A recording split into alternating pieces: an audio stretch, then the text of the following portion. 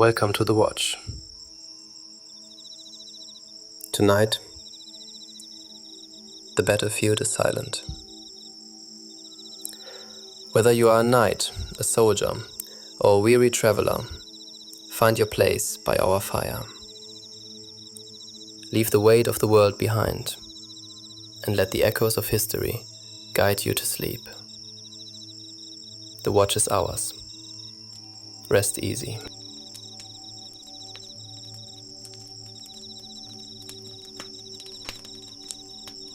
The sun has finally surrendered, leaving behind a sky of bruised purple and deep velvet blue. You can feel the weight of the day lifting, though the iron on your shoulders remains heavy. It has been a long march, leagues of dust, stone, and sun-scorched earth. But here, in this glade, the air is different. It smells of crushed wild thyme and the cold, sweet scent of coming dew. Listen to the grass. It rustles against your greaves as you settle down. The metal plates of your armor give a weary, familiar groan, a symphony of steel finally finding its rest. You are no longer a weapon of the crown. Tonight, you are simply a man, seeking the stars. Take a breath, deep and slow. Feel the cool air enter your lungs, and as you exhale, let the tension in your neck dissolve. Your helmet, the great helm, sits on the grass beside you. It looks different in the firelight, less like a mask of war and more like an empty shell. You can see the small scratches on the visor, tiny histories of branches brushed past and rain endured. The ground beneath you is surprisingly warm. The earth has held onto the sun's height, cradling you. Between the blades of grass, tiny wildflowers, white and pale pink, tuck their heads away for the night. They are fragile, yet they grow here, unmoved by the passing of armies. There is a lesson in that, if one is quiet enough to hear it. As you stare into the fire, your mind wanders back to the siege of the White Fortress. It was a campaign defined not by the sword, but by the slow, grinding passage of time. You remember the supply trains, miles of wooden wagons creaking under the weight of grain, iron, and timber. The sound of the wagons was the heartbeat of the army, a rhythmic, wooden clack-clack that echoed through the mountain passes. You remember the dust they kicked up, a fine golden powder that coated your tabard and settled into the joints of your harness. It was the smell of a kingdom on the move. When the fortress finally appeared through the mist, it didn't look like a prize to be won. It looked like a mountain. Grey stone, ancient lichen, and walls that seemed to grow directly out of the bedrock. For months, you lived in the city of tents that grew at its feet. You remember the order of the camp, the straight lines of the leather pavilions, the smell of 1,000 small cook fires exactly like this one, the sound of horses neighing in the dark as they scented the rain. You spent hours watching the engineers. They were men of math and heavy timber. You remember the construction of the great trebuchets, the way the carpenters planed the oak beams until they were smooth as glass, the smell of fresh sawdust and hot pine resin. You watched them winch back the great arms, the tension in the twisted ropes humming like a low, deep chord on a giant's harp. And then, the release, a sound like a thunderclap without the lightning. You watched the stones soar, moving in a slow, graceful arc that seemed to defy the very gravity of the earth. Mostly, you remember the night watch on the perimeter. It was a quiet war. You would stand for hours, leaning on your poleaxe, watching the enemy's lanterns move along the battlements like rounded stars. You wondered about the man on the other side of the wall. Was he cold? Was he tired? Was he looking at the same moon, wondering when the drums would finally fall silent? You remember the blacksmith's quarter. It was the only place that never slept. The steady clink, clink, clink of hammer on anvil was a constant companion. It was a productive sound. It spoke of repair, of preparation, and of the enduring nature of iron. The sparks from their forges would fly into the night sky, indistinguishable from the stars above. Just like the sparks from your fire now, rising, drifting, vanishing into the velvet dark. The fortress is far behind you now. The banners are folded. The wagons have stopped their creaking.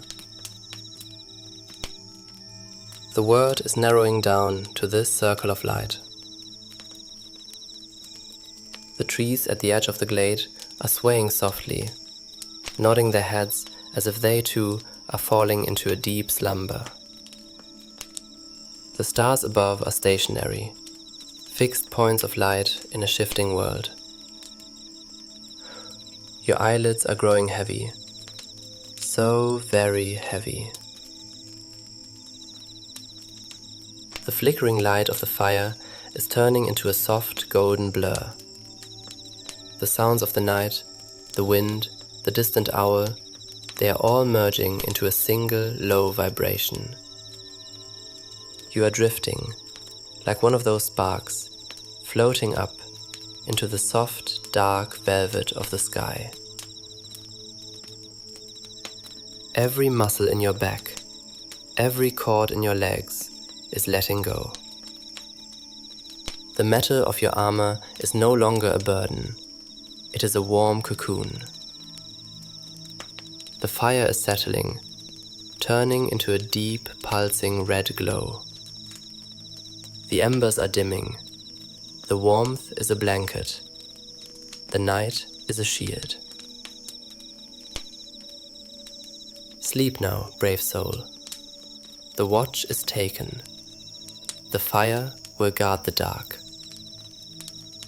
Rest, rest, rest.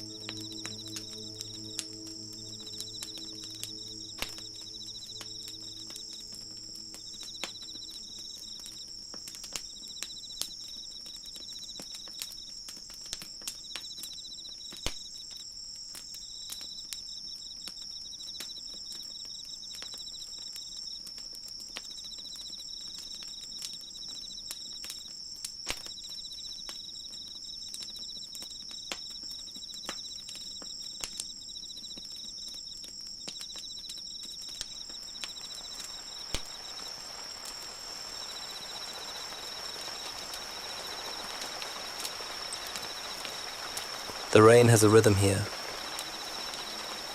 It is not the sudden, violent storm of the Mediterranean summer. No. This is the persistent grey mist of the north. It falls with a steady, hypnotic hum, pattering against the broad leaves of the oak trees and the thick leather hide of your cloak. You sit by the fire, watching the way the orange light struggles against the deep green shadows of the forest. The Roman camp is behind you, a world of order, straight lines and familiar voices. But in front of you lies the unknown, the great forest. Feel the weight of your cloak. It is heavy with the dampness of the evening, smelling of wet wool and wood smoke. It is a comforting weight. Beneath the cloak, your armor, the lorica segmentata, is cool against your skin. You have spent the day in motion, marching, building, commanding. But now, the motion has stopped. The world has narrowed down to the heat of these embers and the sound of the raindrops hitting the earth. Take a deep breath. Smell the air. It carries the scent of crushed pine needles, of cold river water, and the ancient deep earth of a land that has never known a plough. Reach out your hand toward the flame. Feel the prickle of heat on your palms. It is a sharp contrast to the damp chill of the frontier. Here, at the edge of the world, the fire is more than just warmth. It is a reminder of home, a small piece of the sun kept alive in a circle of stones.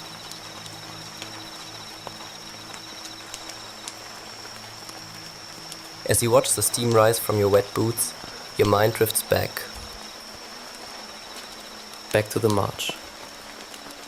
People often speak of the Roman sword, but you know the truth. Rome was built with the spade and the axe. You remember the war of the roads. You close your eyes and you can still hear it. The rhythmic, synchronized crunch, crunch, crunch of 10,000 sandals hitting the gravel. There is a peace in that sound.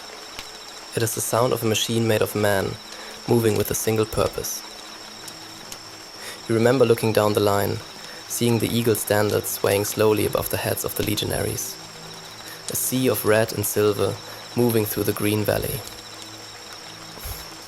You remember the river crossing. The water was wide and fast, swollen by the mountain snows. The army did not stop. You watched the engineers, the men of the Fabri. They stepped into the cold water without a word. You remember the sound of the heavy wooden piles being driven into the riverbed, the steady thud, thud, thud of the mallets. It was like a dance of timber and rope. The smell of fresh cut cedar filled the air, mixing with the cold spray of the river. By noon, a bridge had appeared where there was only water before. You remember the feeling of walking across those planks, the wood groaning under the weight of the supply wagons and the pack mules, the rhythmic clack, clack of the wheels. It was the sound of civilization moving forward, one wooden plank at a time. Even the camp itself was a story of peace through order. Every night, no matter how tired the men were, the wall was built. You remember the sound of the shovels biting into the earth. Stop, stop. The soldiers worked in silence, digging the trench, raising the pointed stakes. Within an hour, a city had grown in the wilderness. You remember walking through the rows of leather tents, seeing the small oil lamps flickering inside, hearing the low murmur of men sharing bread and stories of their families in the south. It was a sanctuary of straight lines in a world of tangled branches. You think of the tools of the trade, not the pilum or the gladius, but the groma. That simple wooden cross, used by the surveyors to find the straight line. You remember the surveyor standing in the morning mist, looking through the sights, marking the earth with a steady hand. There is something deeply relaxing about a straight line. It suggests that the world can be understood, that the chaos of the forest can be organized into something beautiful and calm. You remember the smell of the grain being ground for the evening meal, the heavy stone hand mills turning, grund, grund. The scent of the toasted wheat, the simple joy of a warm bowl of porridge, seasoned with a little salt and oil. It was the taste of the Legion. Simple, honest, steady. And then the silence of the night watch. You remember standing on the wooden rampart, looking out over the darkened landscape. The only sound was the wind in the grass and the distant, lonely call of a crane by the river. You felt the vastness of the world in those moments. You realized that while the empires may rise and fall, the stars above the forest remain the same. They are the same stars your father watched in the hills of Italy, and the same stars your children will see. This thought, this connection across time, is like a warm blanket for the soul.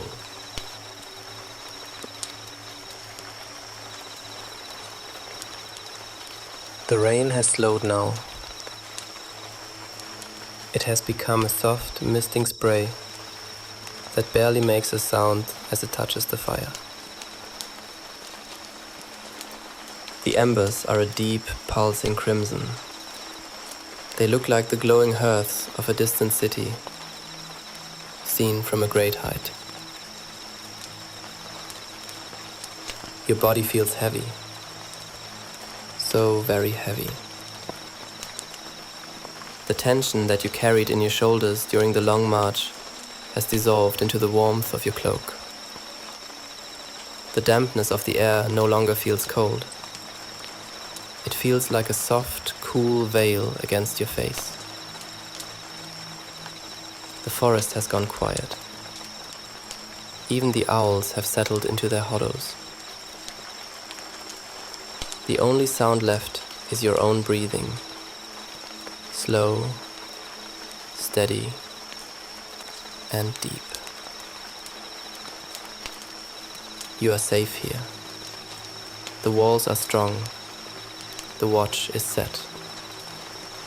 The fire will stay lit until the dawn. Imagine the firelight dancing on the inside of your eyelids. A soft golden glow that fades slowly into a gentle shadow. You are drifting now. Drifting away from the frontier. Away from the roads. Away from the weight of the armor. You are floating on a sea of soft grey mist, moving toward a sleep that is as deep and as ancient as the forest itself. Rest now, Centurion. The road is finished for today. The camp is at peace. Sleep. Rest. Sleep.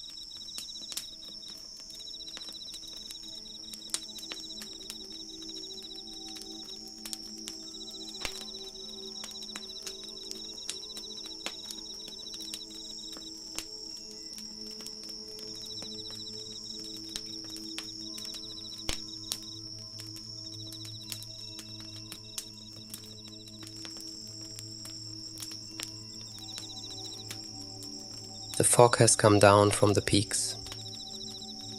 It moves like a living thing, a soft white tide that swallows the world. You sit here, on the edge of the slope, tucked away from the prying eyes of the valley below. Your small fire is hidden by a circle of black stones. The smoke is thin, drifting upward to join the clouds. Feel the texture of the grass beneath you. It is tall and cool, bowed down by the weight of the evening mist. Your katana rests across your lap. You can feel the coldness of the black lacquer scabbard against your palms. It is a familiar weight, a part of your soul, tempered in fire and folded 1,000 times. But tonight, the blade stays in its sheath. Tonight, there is only the mist. Take a breath. The air is sharp and clean.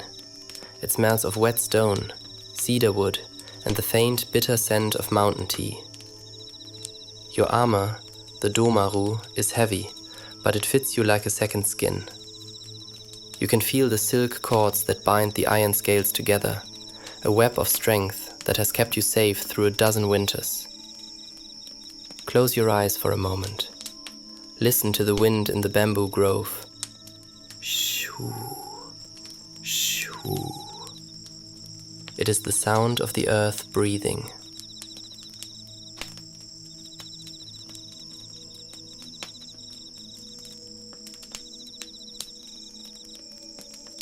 As you watch the firelight dance on your blade's guard, your mind wanders back to the preparation.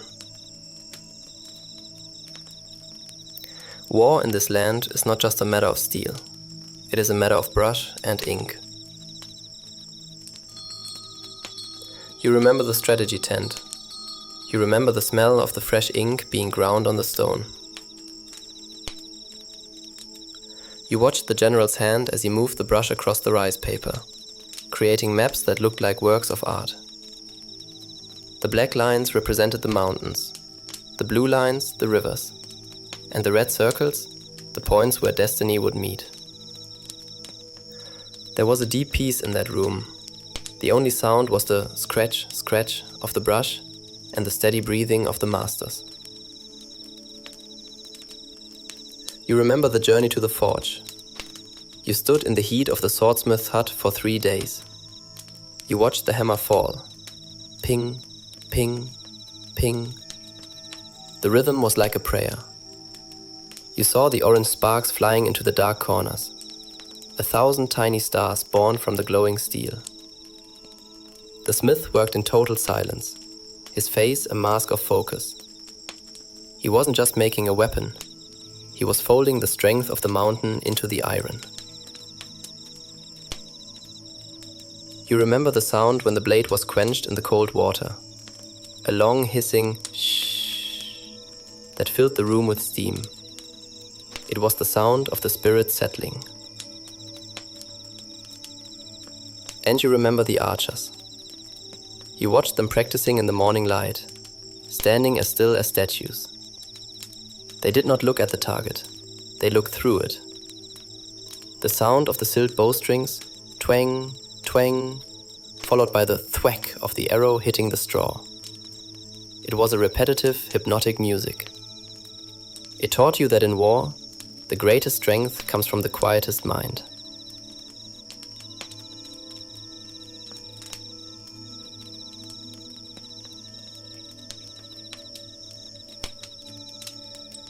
You think of the small things. The way the steam rises from a bowl of matcha tea. A bright, frothy green against the dark ceramic. You remember the sound of the bamboo whisk. Whir, whir, as the tea was prepared. The taste was earthy and strong. A reminder of the ground you stand on.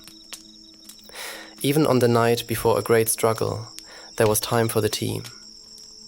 There was time to notice the way the light hit a single flower in a vase. Down in the valley, the army is a ghost. You know they are there, 10,000 men, 10,000 horses. But the fog has muffled everything. Occasionally, you hear the distant, hollow thud of a wooden gate closing, or the faint neigh of a stallion. But mostly, there is the silence. A heavy, white silence that covers the world like a blanket. You realize that you are just a small part of this landscape, like the cedar tree or the hawk nesting in the crags above. You are part of the cycle of the seasons. The snow falls, the flowers bloom, the wind blows. There is a great comfort in this. You don't need to carry the weight of the world on your shoulders. You only need to be here, in this moment, by this fire.